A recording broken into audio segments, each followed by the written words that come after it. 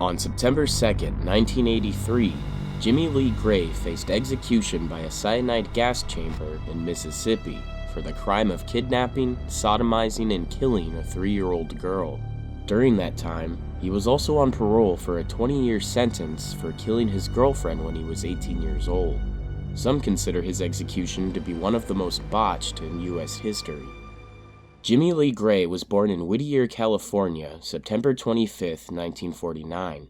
He described himself as having a troubled childhood and coming from a broken home. Gray in his younger years had a reputation of being a loner and having a violent temper. In the fall of 1967, when he was 18, Gray had a dispute with his family and moved in with his girlfriend, Elda L. Prince, and her family in Parker, Arizona. They had welcomed him in and treated him as one of their own family members. On January 5, 1968, Elda was supposed to leave school early for a doctor's appointment. When her mother, Opal Prince, went to pick her up at 4:30, a receptionist told her that Elda never showed up. Opal went home to see if her daughter took the school bus like usual, but the school bus arrived and left without Elda on it. Opal got worried and called the police to report her daughter missing. Gray went with Elda's family to the sheriff's office and even helped the sheriff and family look for Elda.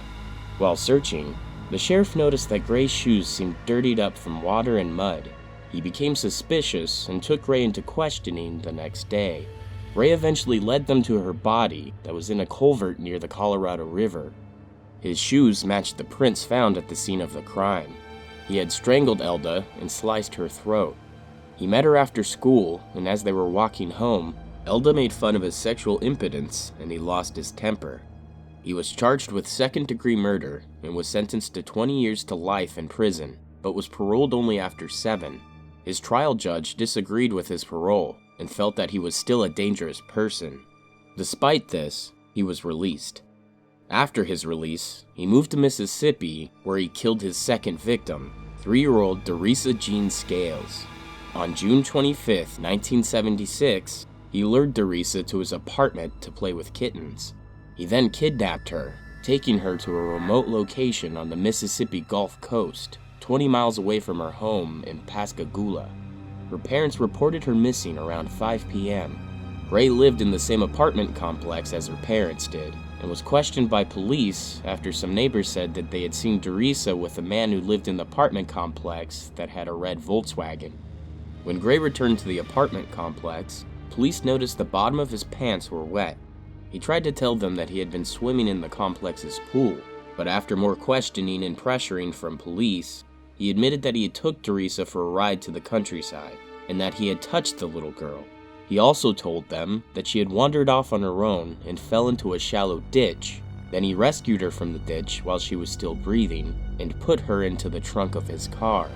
He started home, and on the way, he stopped at a bridge over Black Creek, where he took Dorisa from his trunk and threw her into the water. He led police to the location at 3:30 a.m. When Dorisa was examined by a doctor, the doctor found that Dorisa had been gagged with her own underwear, sodomized, and finally suffocated by being held face down in a ditch full of mud. These were Dorisa's last moments.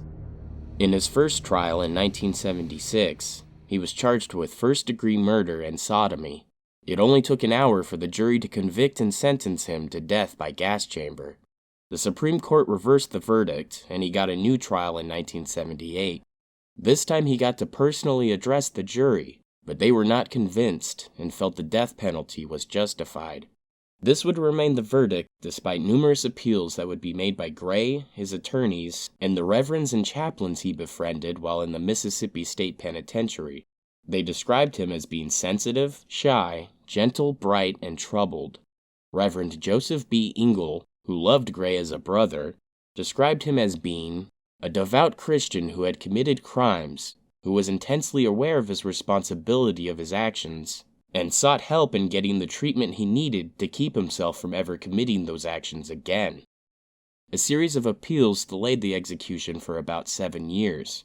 On the day of the execution, Gray's lawyers pleaded with the Supreme Court to delay the execution in order to file an appeal on 2 questions not previously discussed: Gray's sanity and whether the use of the gas chamber constituted cruel and unusual punishment. The lawyers from the Southern Poverty Law Center had argued that Mr. Gray was insane. They also mentioned that even after the first murder, Gray was never given any psychiatric evaluation to determine what kind of help he needed, or if he was even ready to be released. Gray and his lawyers wanted to change his death penalty to life in prison without parole. The governor of Mississippi at the time, William Winter, had two worries about this. First was that Gray had committed not one, but two murders, and feared it could happen again. And the second reason, he worried that if he did change Gray's sentence to life without parole, a future governor might commute the sentence to life in prison with the possibility of parole. During Gray's trials, no members of his family came to speak against his death sentence. In a psychiatric report that was taken after Dorissa's death, it showed that Gray was severely abused by his mother, Verna Smith, and had nothing short of hateful rage towards her. In 1977, Verna actually urged the state to kill her son. He had a phone call with her before his execution.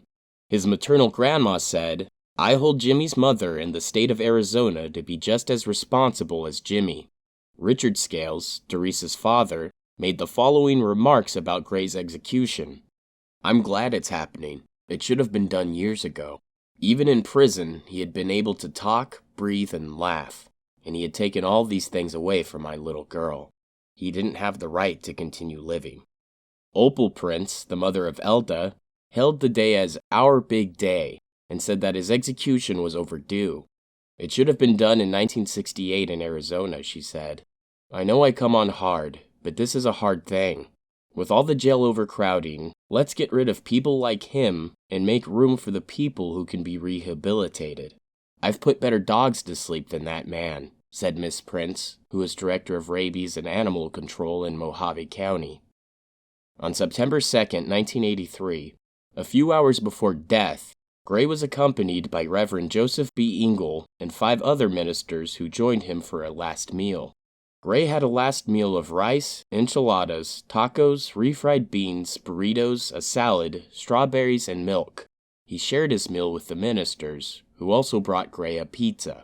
After the meal, they gave Gray a Protestant communion. Outside the governor's mansion, many anti-capital punishment activists held a peaceful protest with candles. At 12:01 a.m., the warden escorted Gray to the gas chamber. At 12:08, Gray was strapped to a chair in the chamber. He kept his head bowed and his eyes closed. Occasionally, he would quietly whisper to himself.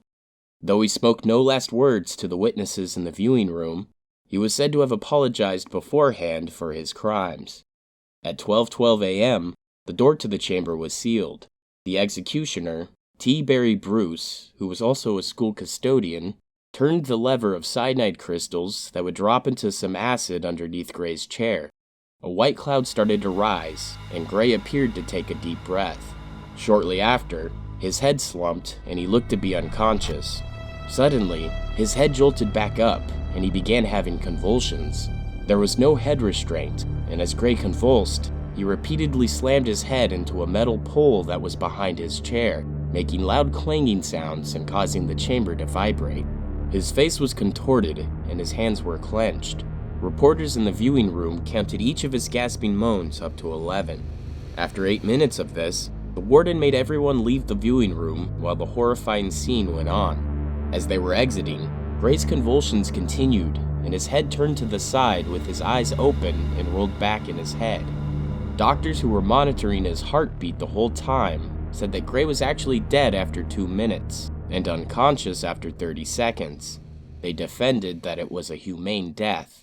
They said the convulsions he had were normal for someone dying.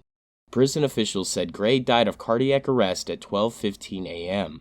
According to the execution log, all movement finally stopped at 12:21 a.m. Gray's attorney, Dennis Balsky, told reporters that Gray had suffered a painful death. Jimmy Lee Gray died banging his head against a steel pole in the gas chamber while reporters counted his moans, said Balsky.